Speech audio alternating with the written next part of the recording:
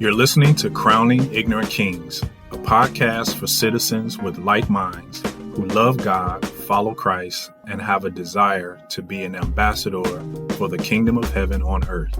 We are John and Charlene Donelson. We're teachers building a kingdom community. Thank you again for joining us. Now let's adjust our crowns. On the topic that you see in your note, and I have a picture on the screen. For those who are listening to this CD in your car, you cannot see what's on the screen, but there is a picture of a statue. That's a very famous statue in the Bahamas. It is found right in the center of the capital city of the Bahamas, Nassau, downtown, right next to the government houses of administration. It is a statue that was there before I was born. When I was a child, I was introduced to this statue as a little kid. And that woman is still sitting there. She's been there for a couple hundred years. And she has gone through all the hurricanes that we've had. She's gone through all of the heat waves we've experienced. She has gone through the cold spells when once in a while the northeasterly winds would blow south beyond Florida. And she never tried to cover herself from the cold, or she never asks for an umbrella in the heat, and she never runs for cover during the hurricanes. There were hurricanes in this country that blew up to 220 miles per hour, and that woman was the only one outside. This is an important woman, and I want to talk about her a little bit tonight. So I want to speak to you on character, the moral force of leadership.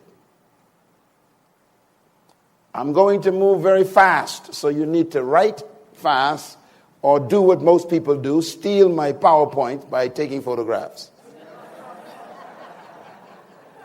Just remember to give me credit and tell them where the photograph came from. Otherwise, you are plagiarizing and stealing. And I know that no one steals in this place. We have character. I want to focus tonight on understanding the priority and the power of the process of leadership and character. And I'm going to do something very unique tonight. I'm going to combine the session that we did not complete this morning with the session tonight. So you're going to get two focuses tonight, and you'll see them come together. I'm going to talk about understanding this concept of character and how to define it. And then we're going to talk about how that affects your moral force. So I'm going to talk about this key, the foundation key of 21st century leadership. We will not survive the next 10 years if we continue the way we're going globally. The defects of character are so deep that there's no way our countries can survive. That includes your country. If we do not address the issue of defective character in leadership. I will show you this photograph fairly often tonight because the only, or should I say one of the only remaining images of a living leader who has embodied some measure of character that must be admired is the president of South Africa, Mr. Nelson Mandela. We have a few left on the planet that we can emulate as people who have shown us and demonstrated this measure of character that we are looking for. We want to mention a little bit about the components of character, which includes ethics and morality. And I will also show you a number of statutes tonight for a reason, because this will be the heart of my definition of character.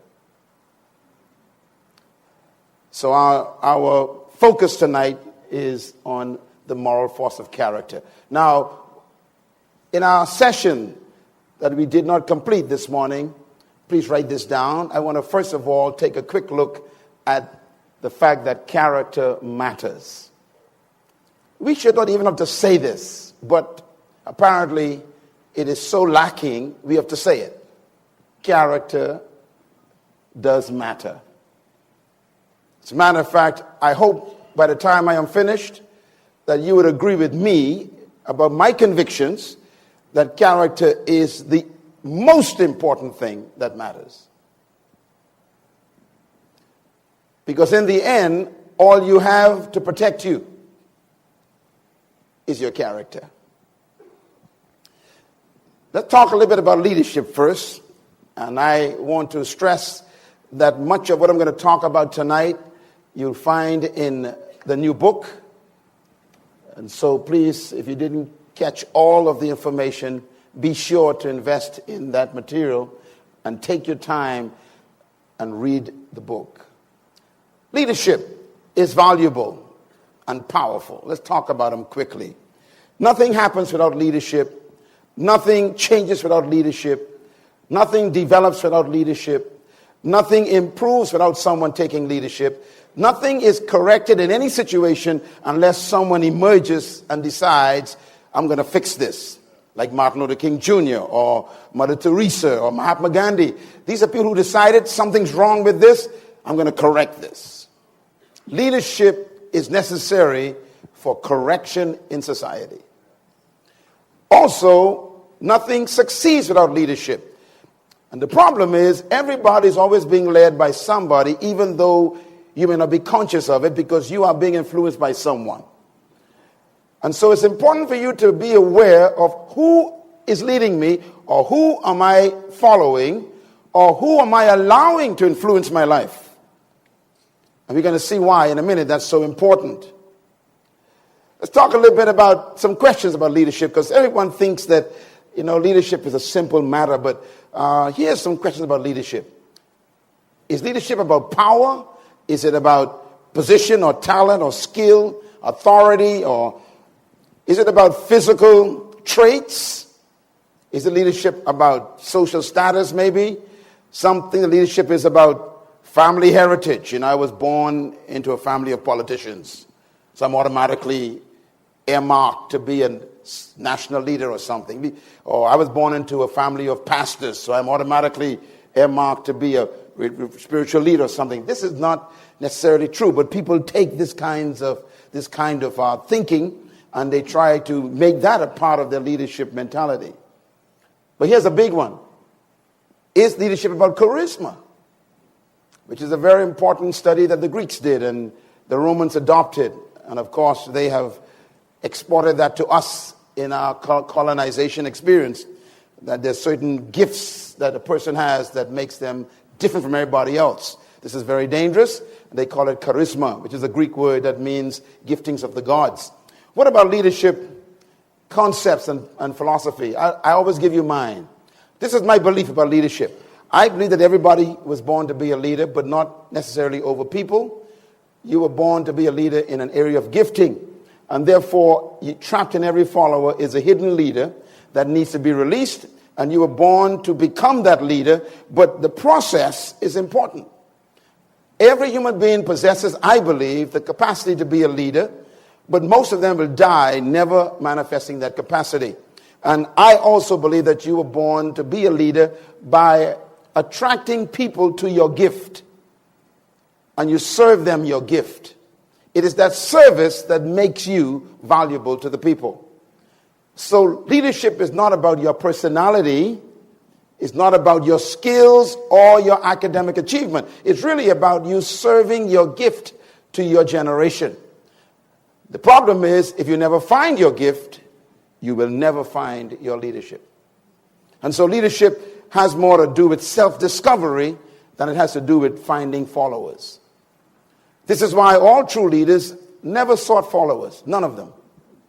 They were too busy pursuing a passion based on a gift that they discovered that they were born to serve their generation.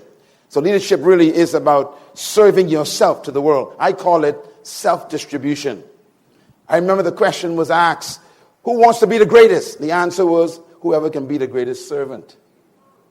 Not necessarily slave or subservient. It's talking about whoever can serve himself to the world the best.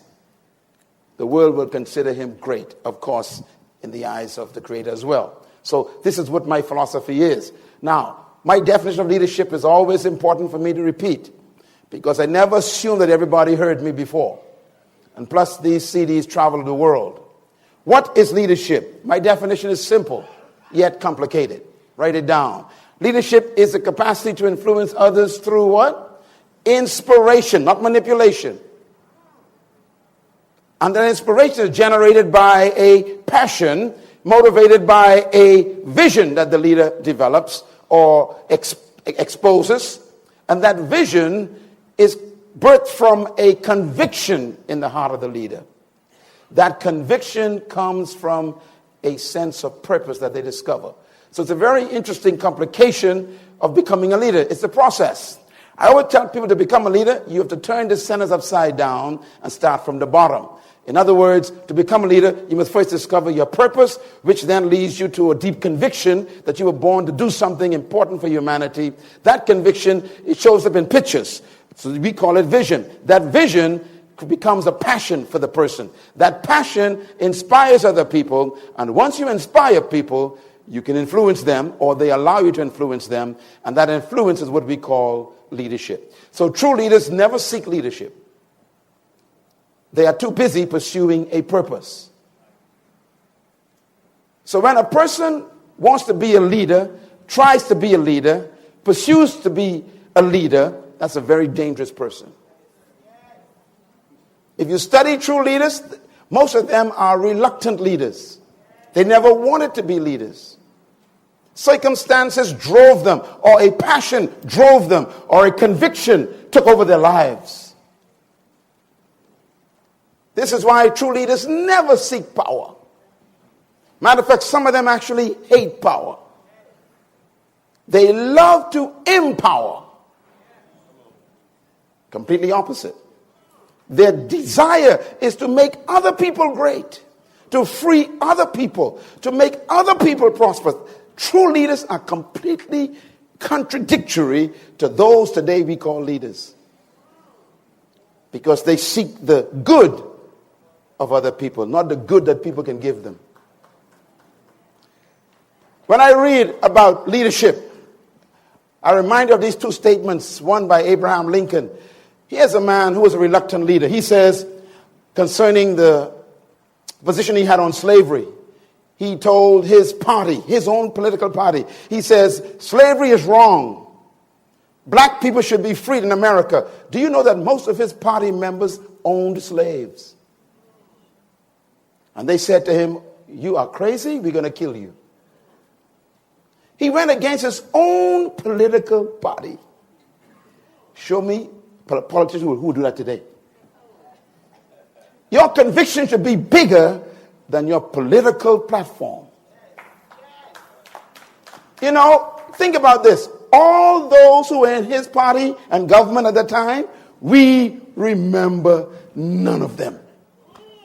Write this down. Your convictions make you historical. You are not remembered for what you compromised on. You are always remembered for what you stood for. If you compromise, I guarantee you'll be forgotten easily. He said these words, I have said nothing but for what I am willing to live by, and if it be the pleasure of the Almighty God to die by. End quote. The guy says, look, I'm already dead when it comes to this conviction about slavery. I always say that real leaders are dead people. That's why you can't hurt them, you can't insult them, you can't criticize them, you can't oppose them. Why? They can't feel. They are dead.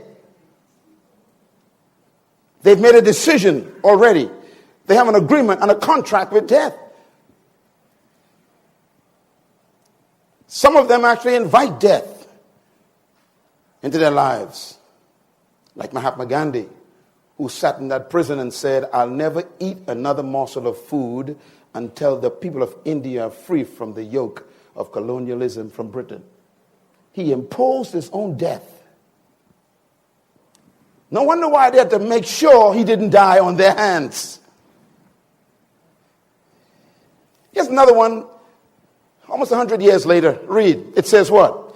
It is an ideal for which I hope to live for and to achieve, but if needs be, it is an ideal for which I am prepared to die. End quote. Don't they sound like they know each other? Two different lifetimes, separated by years and years and decades, and yet the same spirit. These are dead men. That's why you couldn't kill them. I believe one of the greatest statements about leadership is found in these words. If you save your life, you will lose it. But if you're willing to lose your life for a cause that is noble, they will never erase you from the books of life. You know, in this conference, you got a choice whether you will be remembered or forgotten. And most people are so useless to their generation that they literally need a tombstone in the earth to remind us that they used to be here.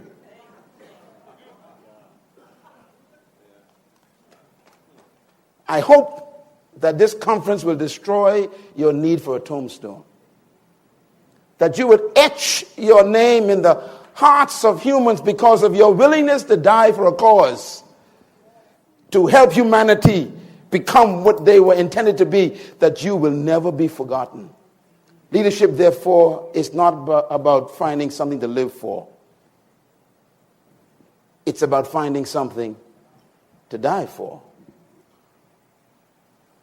This is leadership. And this is why all who claim to be true leaders suddenly are tested. And the test is not to destroy, the test is to prove.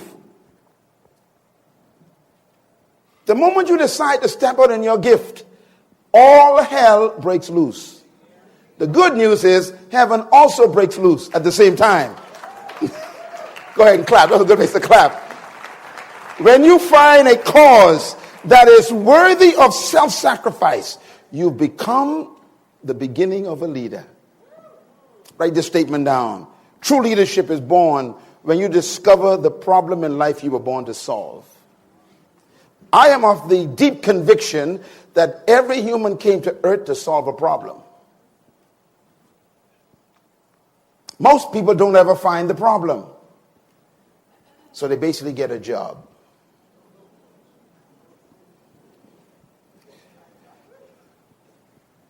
The fourth statement on this slide is very important. True leadership is a personal commitment to sacrifice yourself for a public cause. This is very important. True leadership is what? A willingness to personally sacrifice for a public cause. Some of the things I've been through in this country, what they did to me, personally, I was willing to bear it. You think about Mr. Nelson Mandela, who I will refer to a lot tonight. This man had a wife and children and decided he would give up his family for 27 years. A personal sacrifice for a public cause.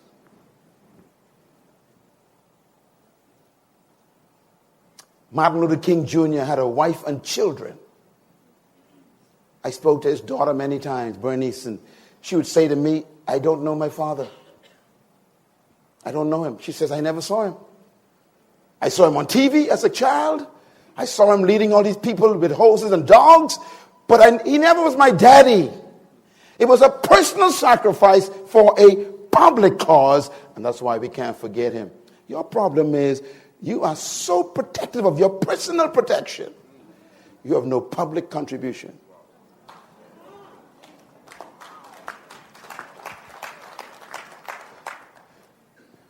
This is leadership. You cannot change the world and have a normal life. I know what I'm talking about. I hardly sleep in my home. I was counting the days I spent at home this year, and I'm embarrassed. But it's the public passion that demands the private sacrifice. And that's why most people prefer to be followers. Followers can have a 9-to-5 job and watch TV from 6 o'clock. And we forget them. And we put tombstones where we lay their bodies to remind us that they used to be here. What a tragedy. I put it to you, when I think of this woman, Mother Teresa, a simple teacher of high school in India, decided, I'm going to quit my job. And she used her last paycheck to buy food from the street vendors to distribute to the beggars and the lepers on the street. Would you use your last paycheck for other people? Personal sacrifice for a public cause. Write this down. True leaders do not seek followers. True leaders attract followers. Why? Because followers are attracted to the person's gift. They are attracted to the person's passion that makes them attractive. And that's what makes the leader the leader. People are attracted to their gift. It's like a fruit tree. A fruit tree never brings its fruit to you, because its fruit is its gift. It attracts you. And this is why attraction inspires people to submit their energy and their time and their resources to your public cause. Can I just warn you that when people start gathering around you, never believe it's about you. See, the problem begins when you think it's all about you, that you are the leader. No, you have something that they want. And this is why most of the worldly celebrated people, famous people, always collapse under the weight of what they call fans. Because they think people come to them. I know why you're here. You came here to this country not because of me as a person. I know my gift. And it doesn't belong to me. Can I suggest it this way? A fruit tree never eats its own fruit.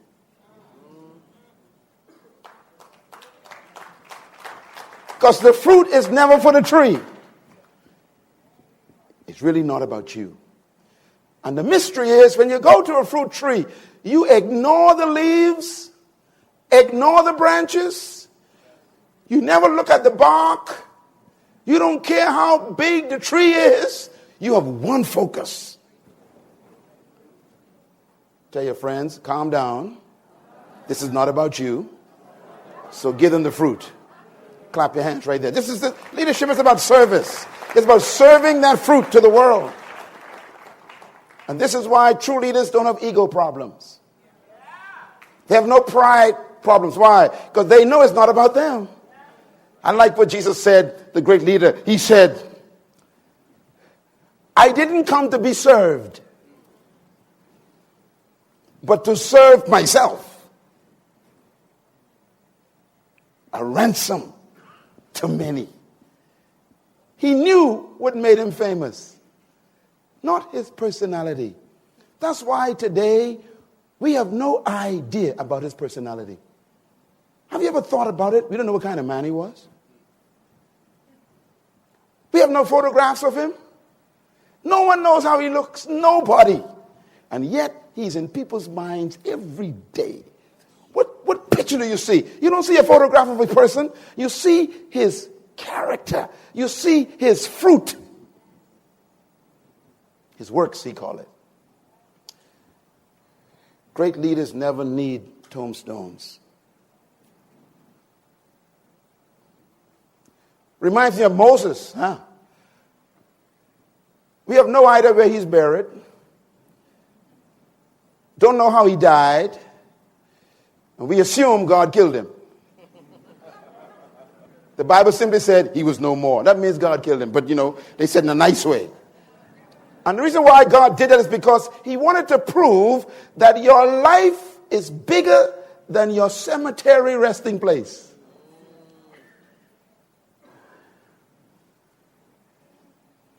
Live in a way that it doesn't matter where they bury you. Let your life be bigger than your grave. And that happens when you find your gift and you serve it to the world. Write this down. True leadership is therefore not measured by how many people serve you, but by how many people you serve. The more people you serve, the less you will be forgotten.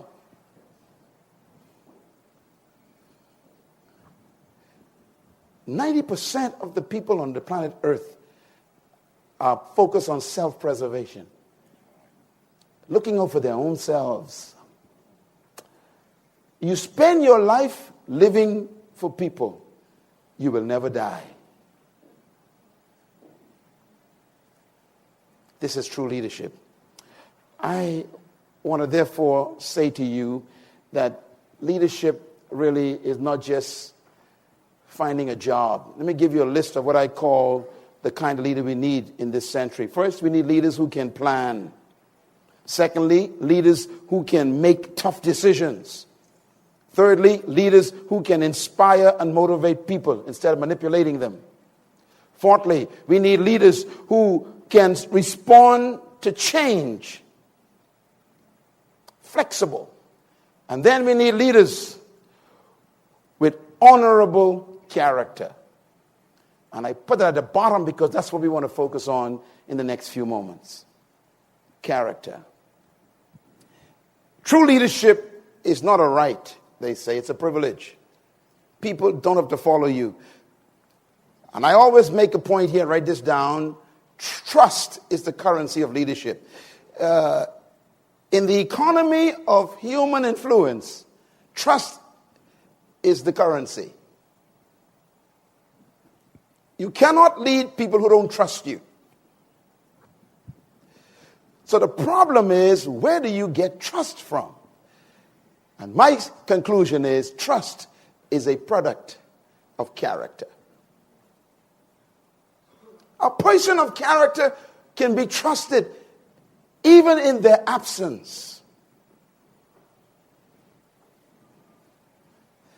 That woman downtown in my country, we are not there. We are on a different island tonight.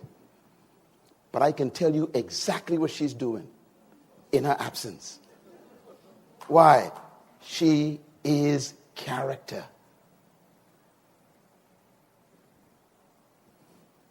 She can be trusted in a hurricane to still be there.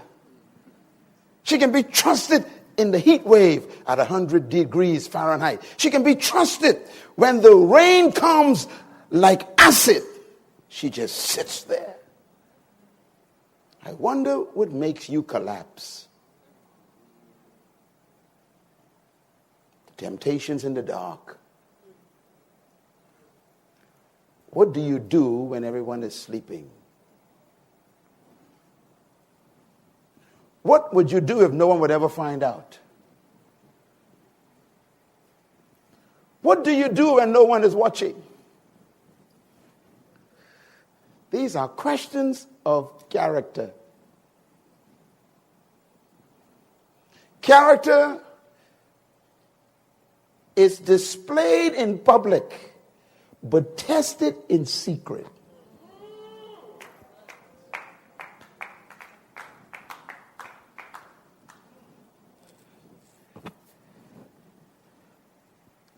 And if you want to be trusted, you have to pursue with all your passion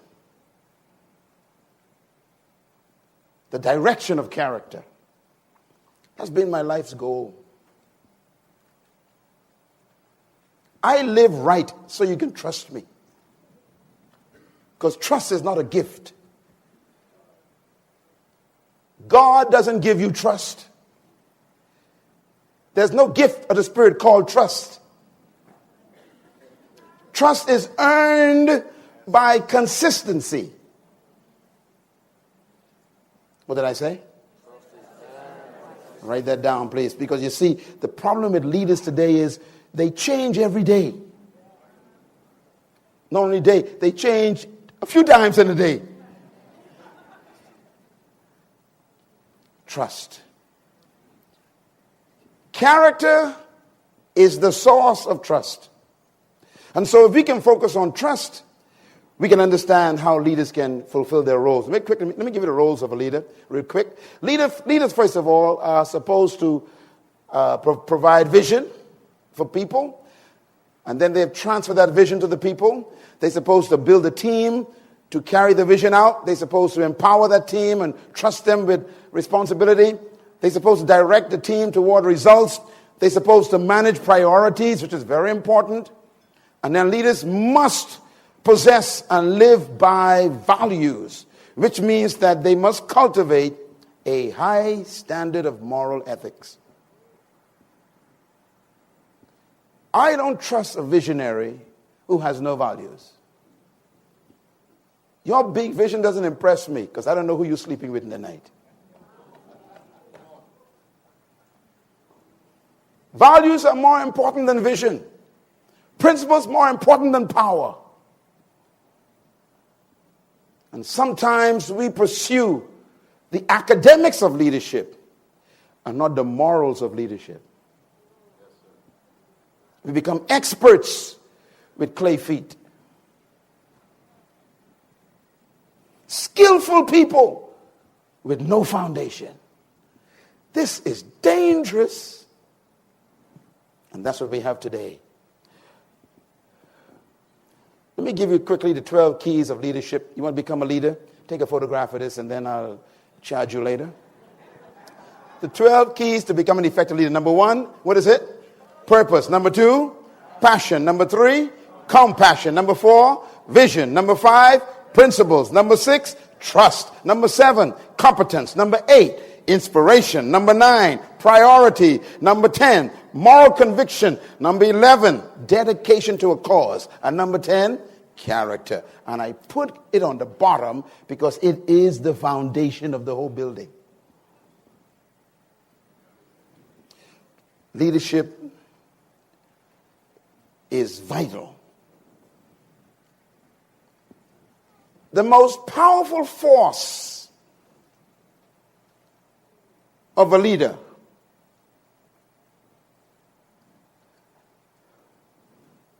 is character. It's a force. It has its own energy. Ladies and gentlemen, I wish I had 2 weeks to talk to you about this. I really wish I did. Because please read the book. I spent 12 years with that book. When I realized that character, a person with character don't have to say a word. They can walk into a room and change the atmosphere by their physical presence. There's such a force. Write this down, please. Number 2, character protects the leader. It protects the leader's life, his leadership, and his legacy. Character protects the leader's life. It protects the leader's leadership and protects the leader's legacy. When Mr. Bill Clinton die, what will you remember? That young lady's name still comes back. His legacy was canceled.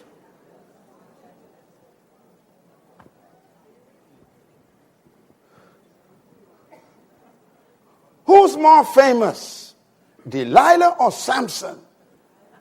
You answer the question. Ladies and gentlemen, your character is all you got. And I hope that this summit will put so much fear in you that you will never again consider the possibility of selling your character for any price. Clap, man. You make me nervous. Sound like y'all want to make deals with your character. I would rather walk away from everything and keep my character. I'd rather lose all of your friendships and keep God's love with me. Don't sell your character. Write this down, please. Character is the manifestation that shapes who you will become. Your character controls your development. It tells you what you will become. You can actually control what you will become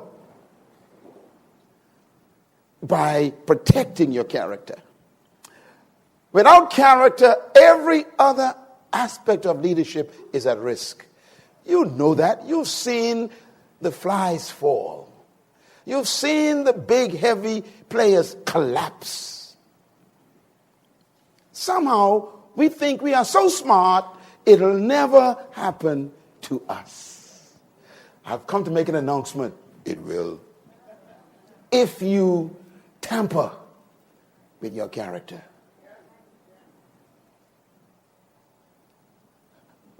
Character extends the longevity of a leader. Write it down. If you want to make it to the end, it's not difficult.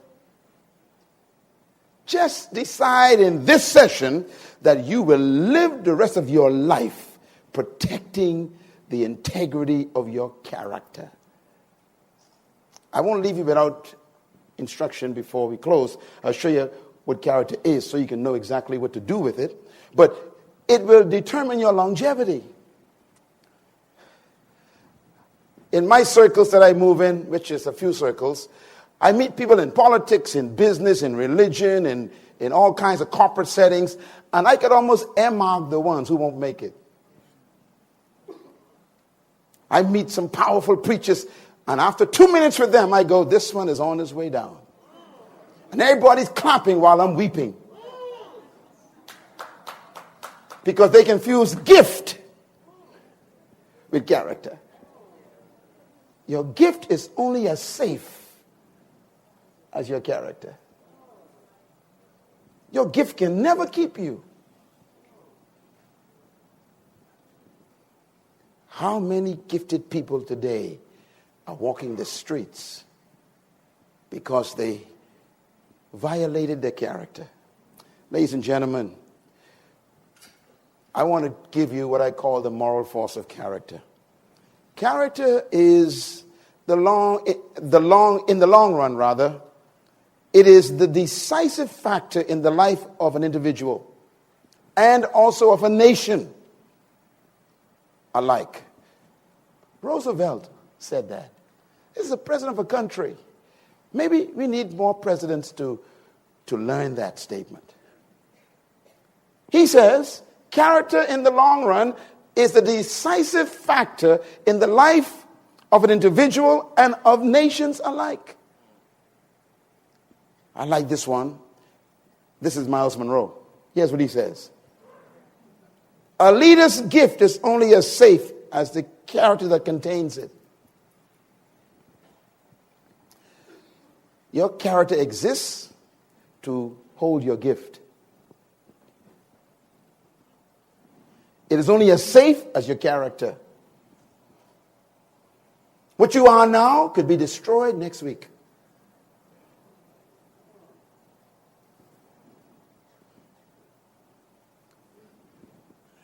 Another one I thought was interesting, and you'll find this in a new book. I talk about this. A leader's values are personal, but they are never private. I repeat, as a leader, your values are personal, but they're never private. In leadership, there's no distinction between your personal life and your public life. We get this idea, somehow it exists in our leadership psyche that what I do privately is no one's business. It is everybody's business. The minute you spend my tax money, your private life is my business. Oh boy.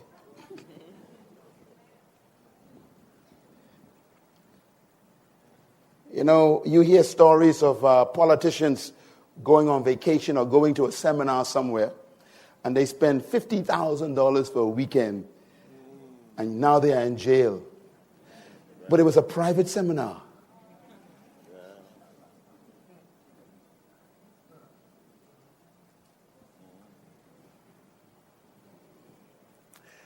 Your values are personal, but they're not private. I keep myself privately clean to protect my public life. How about you? Because your private life can cancel your public life.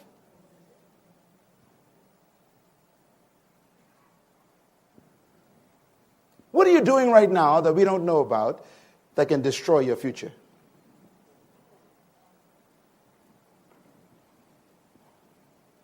You came to this conference to cancel that behavior.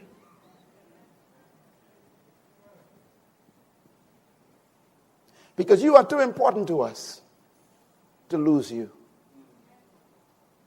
The gift you have is so vital that the world will be robbed by your private foolishness. I need you to be faithful. I need that.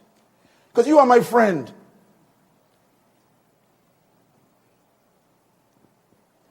Everywhere I go, I carry all of you with me. Everywhere I go.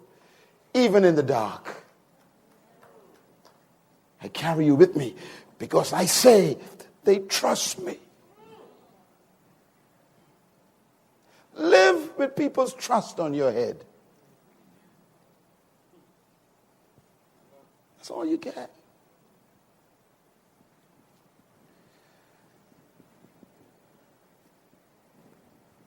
Charisma is a dangerous thing.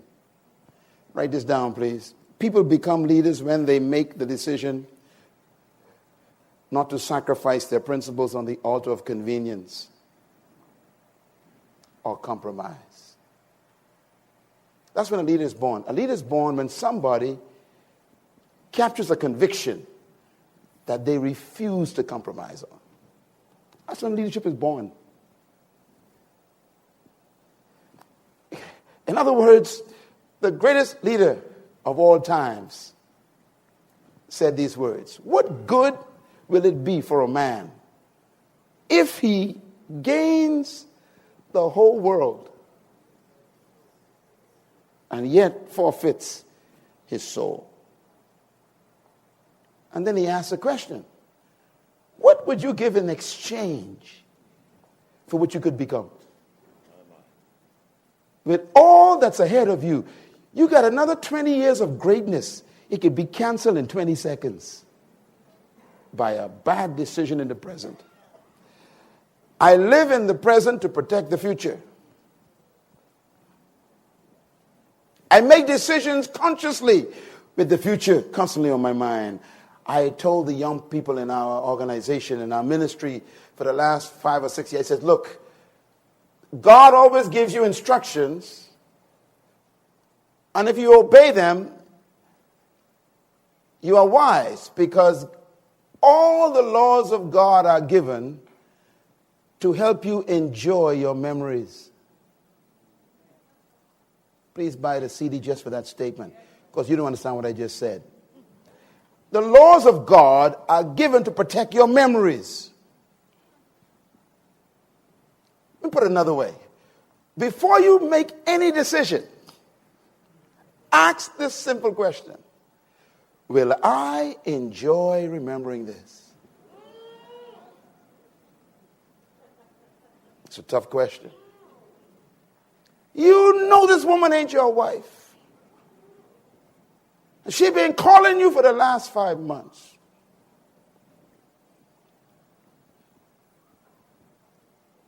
And you got to the point where your weakness has grabbed a hold of your sanity. And you're about to call her back. And the auditor in your mind calls you first on the phone of life and say, will you enjoy remembering this? You see, there are people sitting right next to you who got memories they wish they could forget.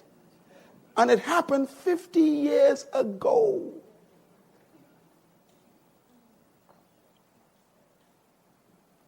If you do right, you'll enjoy your memories.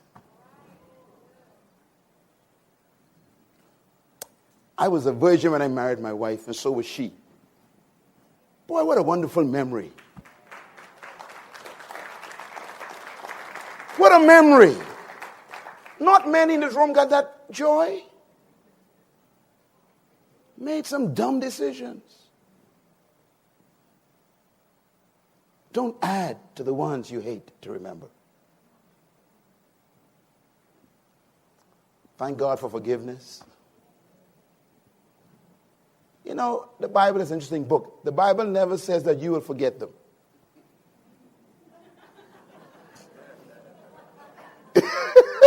It says what? God will forget them. It didn't say you. You got to live with that, God says. That's a dumb decision you made. You live with that. I'll forget them. See your forgetfulness, but you got your own ocean. Tell your neighbor, if you won't enjoy it, don't do it. Say it again. If you won't enjoy remembering it, don't do it. Look them in the eye just in case they think about doing something next week. Come on, tell them. If you don't remember.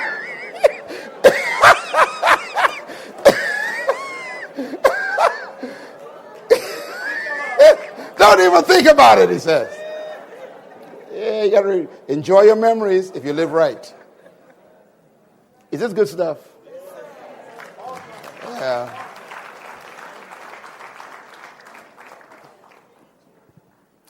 I want to give you then some things about character. Write this down. Character prevents a leader from hurting those around him. Write that down somewhere. Repeat that in a speech. Character does what? Prevents a leader from hurting those around him. Wow. Oh, what a beautiful thing. If Tiger Woods had only thought, my personal decision is not private. He hurt millions of people, including me. Sure he did. I was so proud of this young man.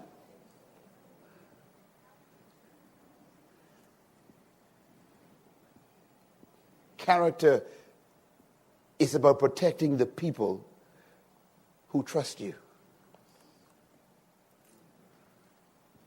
Number 2, leaders influence the mindset of the followers. And therefore, leaders influence the characteristics of the followers. The last one is most important. Leaders influence the morality of the followers.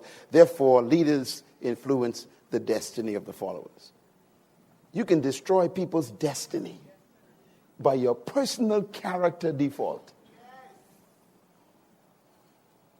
We must have leaders who protect the people by their character.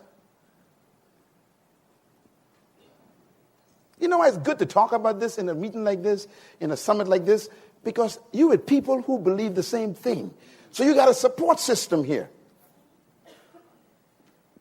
And I hope you come back every year thinking, I'm going with my friends. We are a different breed of leaders. We are the ones who set new standards. We found some people who believe you can live right and still become a billionaire. Clap loud.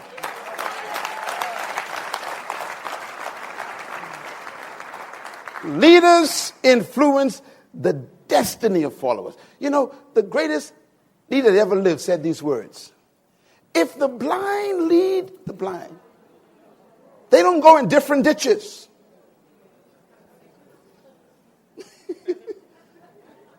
They both fall into the ditch. Can I suggest to you, you are going exactly where your leader is going. You know, some people ask me the strangest questions often. They say, Dr. Monroe, I know my pastor ain't living right, but he's a good man and he's a good preacher. What should I do? Leave the church. Yeah, but he's my bishop and he was my daddy's bishop. No wonder why your daddy's dead.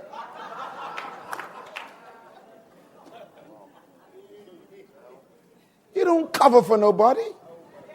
If the blind lead you, same destination.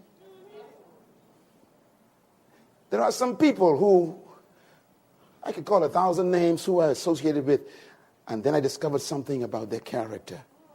I confront them. I always do. I confront them privately. And they refuse to change. I tell them I will never come back here again. Sometimes you notice I don't go to a certain place anymore. It's because of a character discovery.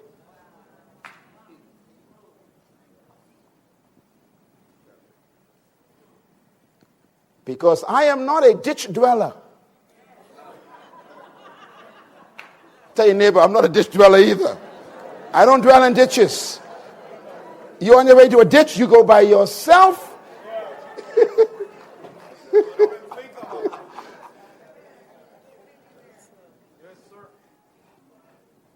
Your destiny is tied to people's character. Write this down. Why character matters to you. This is the conclusion of this segment. Then I'm going to close a little bit on morality. But let's write this down. Why character matters. Number one, why does character matter? I want everyone to get this CD, please. Matter of fact, these two CDs are the most important CDs you will have in your life for a while. The one you heard just now about this one thing. Boy, that's powerful, Doc. Thank you so much. Oh, you got me. Give him another hand. That's awesome stuff. Yeah. Write this down, please. Why does character matter to you? This is number one question. Here's the answer. It matters to you because, first of all, character establishes and strengthens your inner life so that you are a person of integrity and honor. Number two, why does it matter to you? Because it enables you to effectively fulfill your purpose and potential. Why does character matter to you? Number three, because it protects your leadership and your vision. It prevents you from canceling your vision and leadership permanently and enabling you to leave a legacy for your own generation and future generations. Character lives beyond you. And that's why it is important to you. It is important to you because it protects you and generations. When my wife had my son, and the doctor gave me the baby to hold, I held this little boy in my hand. And I'll never forget, my wife and I had talked about what we're going to name our son. He's the one you saw standing next to me today, a little handsome fella. And I said, I'm going to give him my name. But I had to think it through for a minute. Because I knew if I ever gave my son my name, it will force me to live right. Otherwise, he'll be cursed forever.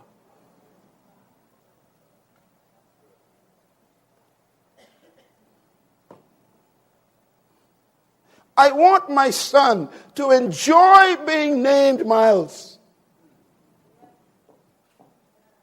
I want him to go into the bank after I die and they say to him, oh, you the other Myles. Your father's name was good.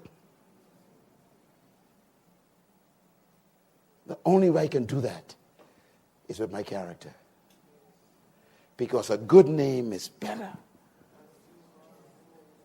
than silver and gold.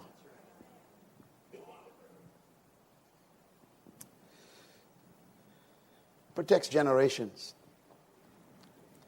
Second question, why is character important to the world? First, to you, but why is it important to the people around you? Number one, because it is the key to inspirational leadership.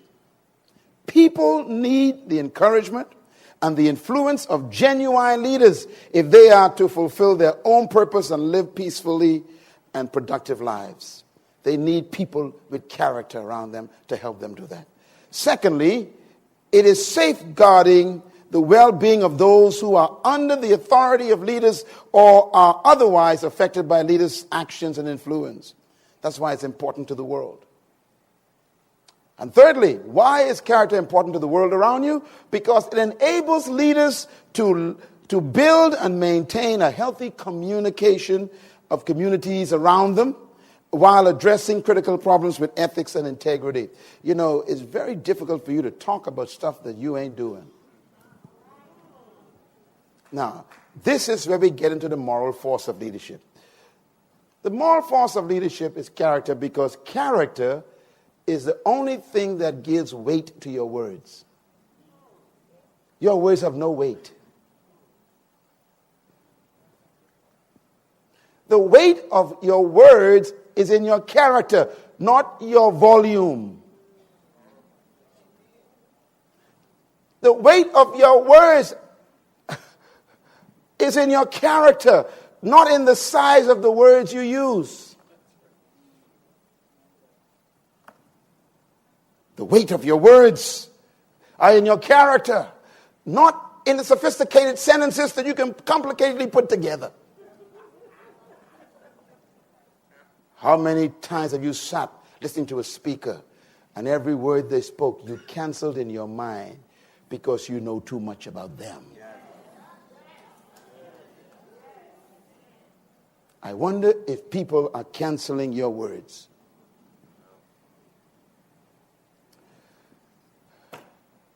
I live my life to make my words heavy. Write that down. Live your life in such a way that every word is heavy. But I will give you even a better suggestion. Live your life in such a way that your silence is heavier than your words.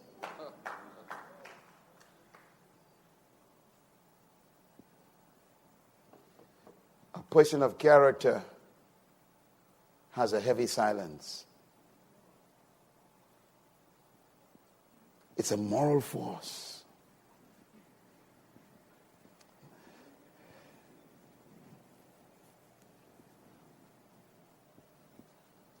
Never give an excuse for not trying to be perfect.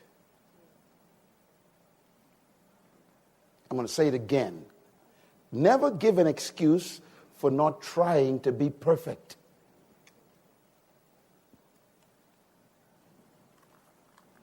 I didn't say you're perfect, but never give an excuse for not trying to be. Let your words be heavy by your character. Oh, my heart is so heavy with this. I look at this picture. I love this picture. Martin Luther King Jr. Phew. Heavy words. Have you ever heard anywhere in history where people took a day to celebrate a man's speech? Let me say it again. This is unheard of in our times. All over the world, 2 months ago, the whole world celebrated a man's speech.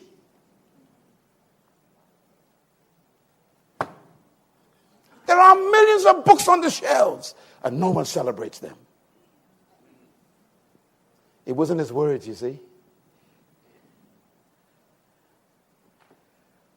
All of us can say, I have a dream, but we only remember one person who said it.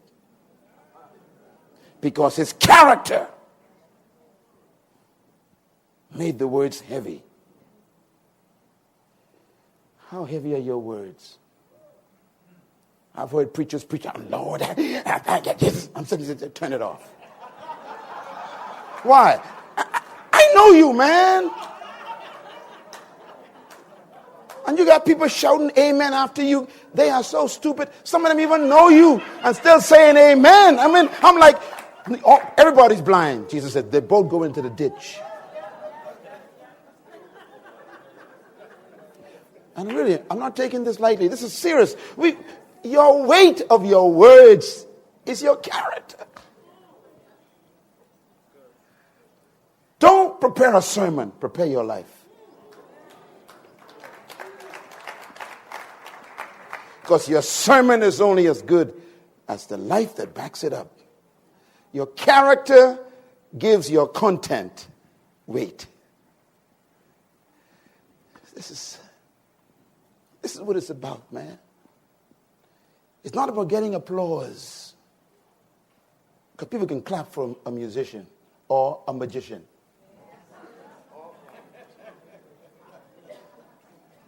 You go to a circus, you clap for a clown. Don't look now, but there's one right behind you.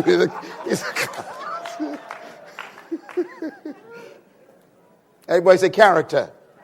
It's the moral force. Write this down, please. To educate a man in the mind and not in morals is to educate a menace to society.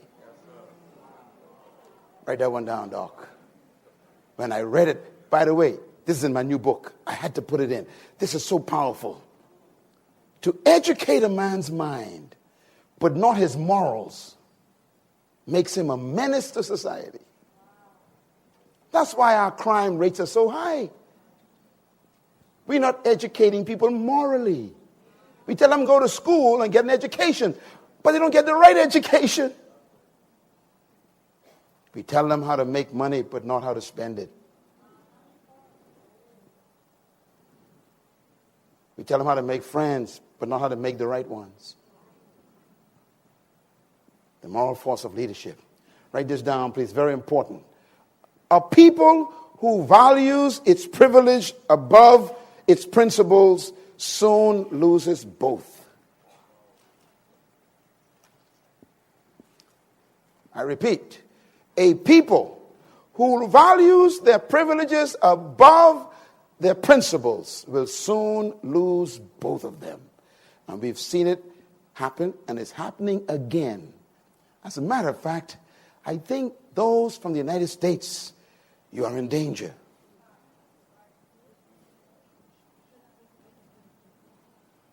Because it seems like your social compass, your moral compass is going off the scale.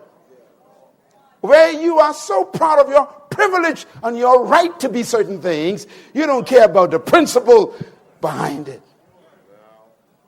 I've come to the conclusion that rights are not always right.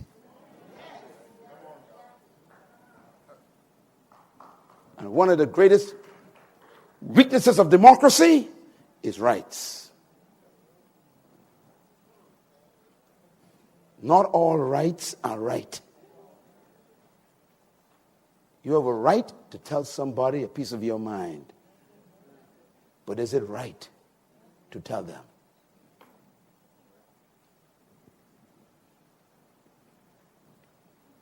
You have a right to sleep with who you want to. But is it right to sleep with who you want to?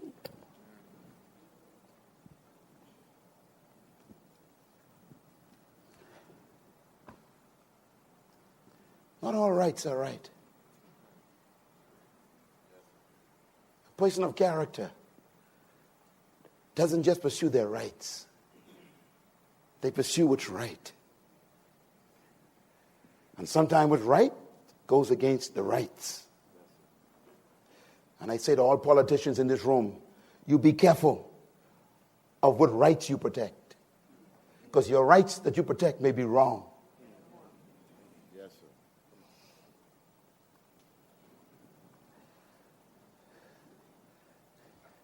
There is a built-in moral monitor the Creator put in every human being where they know what's wrong. Never ignore your moral compass. You never win. Whatever you compromise to gain, you will lose. And the story goes on, doesn't it? Write this one down.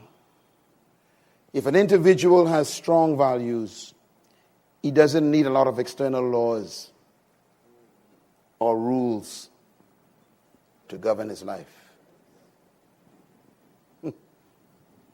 The stronger your values, the less laws you need. You can tell when a country is dying. The law books continue to grow.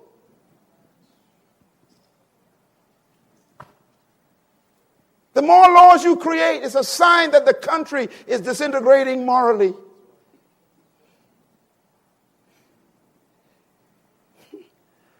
They made a law some years ago that a child could take their parents to court. Now, that's a sign that that society is about dead. When the children can take their parents before a judge, it's over. And you put a law in the book. When the government becomes the custodian of your own children and tell you how to correct them, your society is dying. Your personal values have gone.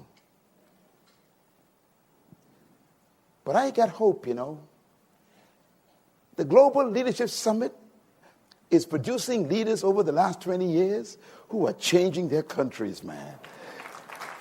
They are bringing back moral conscience into the social conversation.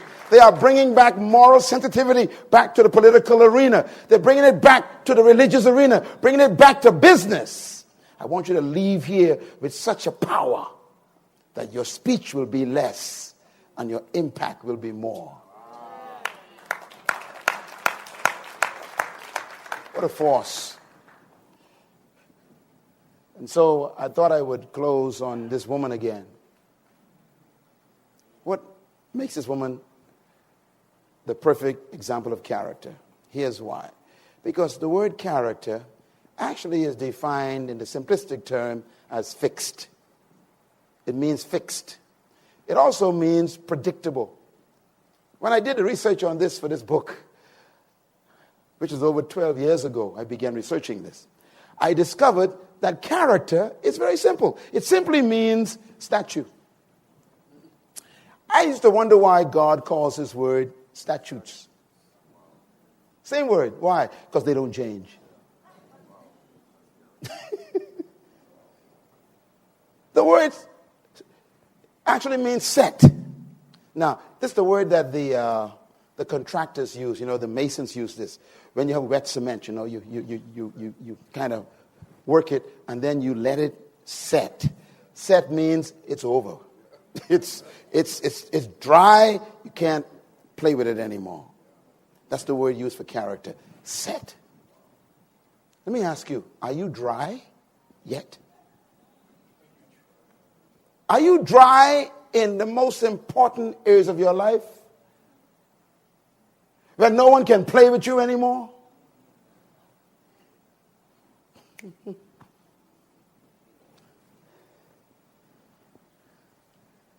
Fixed. Statue. Character also means image. Amazing word, image. Same as statue, an image.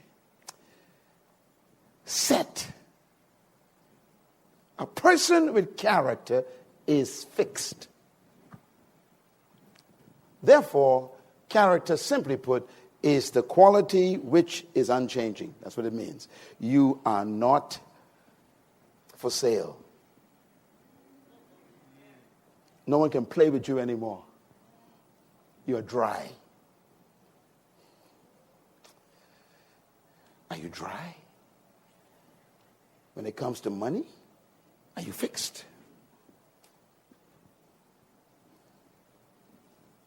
What we heard tonight was so important about obeying God. It means that you are so fixed on God's word, you don't compromise it for nothing, including your best friends. You're fixed. I like number 2. In my book, I talk about this a lot. Everybody say predictable. The word character means predictable.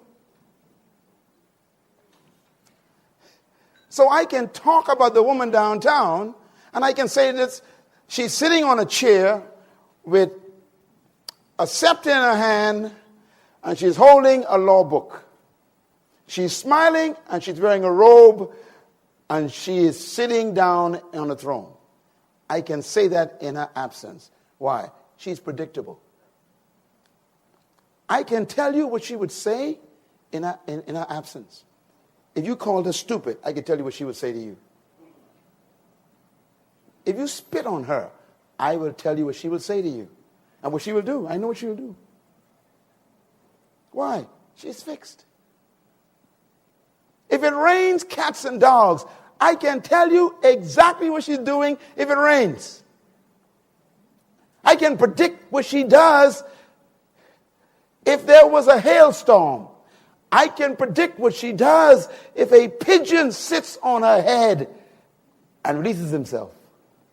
I can predict, without even being there, what she would do if you tell her you hate the color of her skin. How can I predict that? She's fixed. Can I predict what you would do in every circumstance? I mean, if somebody offered you to pay off your mortgage, if you just kind of wink at the invoice, or give their company the contract, I mean, are you fixed?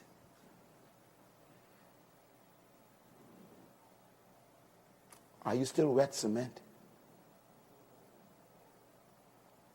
A person of character cannot be bought. Let me just say something important. If someone approaches you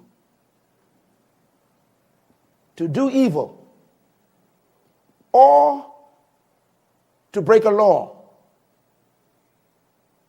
it's already too late for you.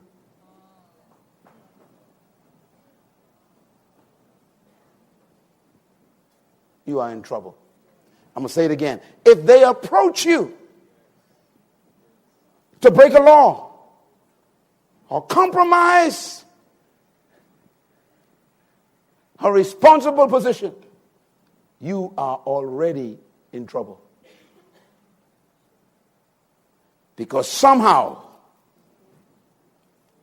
your values were not loud enough.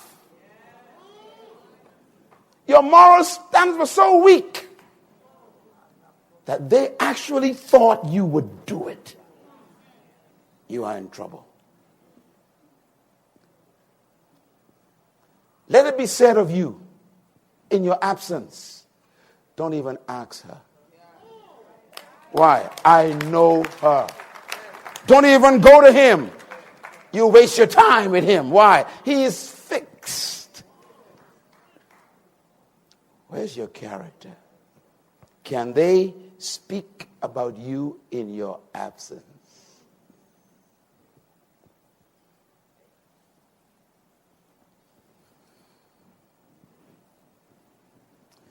Take this CD, give it to your friends back home, especially those in top leadership in your country, because they were never taught in a session on character.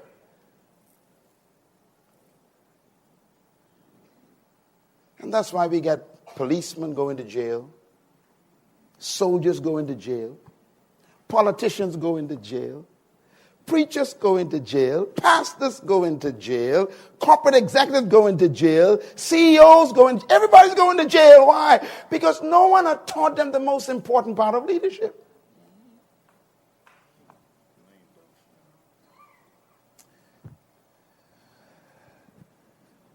I'm never impressed by a man's title.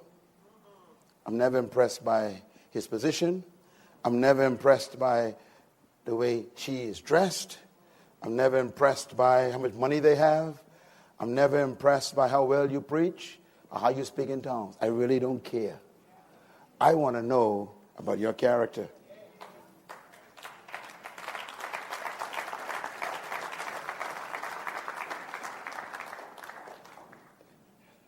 Let's close this. Each one of these is called characters. Can you tell me why? Look at them. Do you know why? Because they never change. A is always A in any part of the world. And A is A in the dark.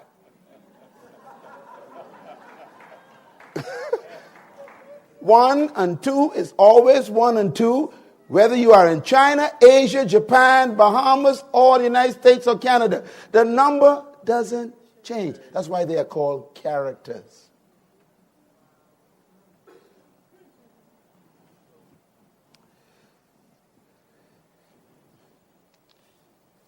Principles never change. People think I'm a good teacher. I'm not a good teacher. I just have a good memory. That's all. I remember the principles. If you want to be a great teacher, just learn principles. All of my books are just principles. That's why they are sold all over the world in every language, 59 languages. Why? Because it doesn't matter what language it is in or what country it goes into, principles are the same in every environment. That's why character is simply living by principles. We heard it tonight. You never sacrifice your convictions for anything. Are you glad you came out here tonight? All right. We got to do a little bit a classroom exercise. Read number one out loud. Everybody go. 1, 2, 3, read.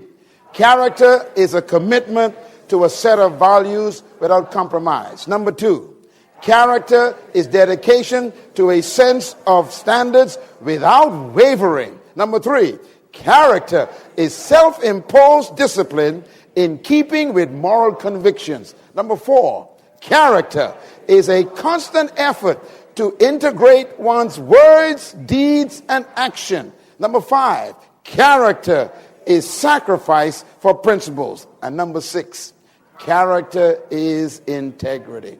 All right. I got a lot more to say, but we can pick up here. Now, listen to me. The last word, write the word integrity down. I'm going to show you something, integrity. The word integrity is from the word integrate. Write the word integrate down. Integrate means one. It means one. O-N-E. One. Okay. I want to demonstrate this. Can I have one of you come here, please? Yeah, just come here. Just anyone. Yeah, run. Quick. Can you come, Leo? Stand here. Okay, stay right there. Stay right there. Okay, you stand here. Face each other. Okay. Now, I want to show you what integrity is, which is the same as character. Okay. This is the same person, okay? But they got two different lives. This is Leo in the day. This is Leo in the night. They're the same person. I'm talking to a lot of people in this room. Most people struggle with these two persons. That's the struggle we're talking about. This person shouts at this person all the time. And this person shouts at this person all the time. And they try to tell each other what to do. So in the day, this person says, I'll take over in the day. I'll show a certain lifestyle in the day. And then in the night, this person says, I'll take over. So you go to sleep. I come alive after 9 o'clock in the night. Okay. And you got these two diametrically opposed persons. Thank you for listening to Crowning Ignorant Kings, where we are cultivating a kingdom community. Please sign up for our podcast, download, like, and share. Look for us on your social media platforms. If you'd like to reach out to us, please send us an email at crowninignorantkings@gmail.com.